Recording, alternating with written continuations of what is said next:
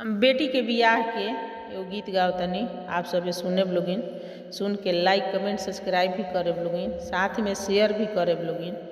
बैठेली जूहिया हो बेटी पापा के हो पाजरावा, बैठेली जूहिया हो बेटी चाचा के हो पाजरावा।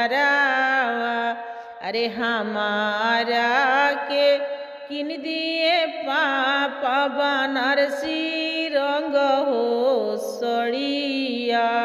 अरे हमारा के किन दिए चाचा बनारसी रंग हो सड़िया। अरे रोवेले गुडुआ हो पापा मुहे देइरू मलिया। अरे हम कहाँ पैब हो बेटी सोनौला रंग हो सड़िया।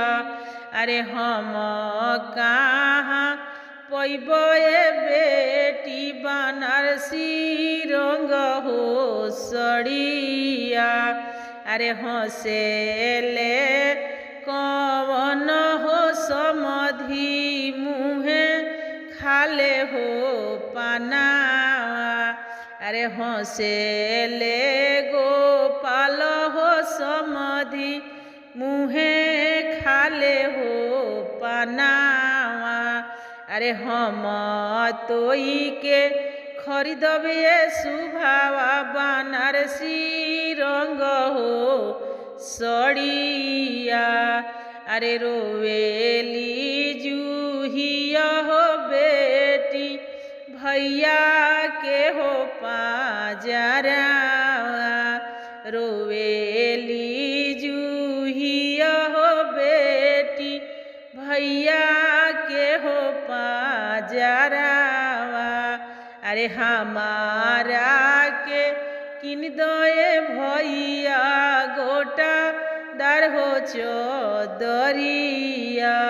अरे हमारा के किन दोए भैया गोटा दर हो चौदरिया। अरे रोवेले धीरुआ हो भैया मुहे देइरू मलिया।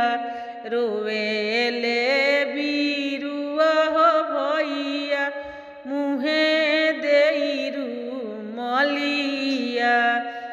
हम कहाँ पैब दीदिया गोटा दर हो चौदरिया। हम कहाँ पैब हो दीदिया गोटा दर हो चौदरिया। अरे हंसेले कवन हो दुल्हा मुहे कचरे पानावा। अरे हम तोई के लइबे सुभावा गोटा दर हो चौदरिया। हम तोई के लइबे सुभावा गोटा दर हो चौदरिया।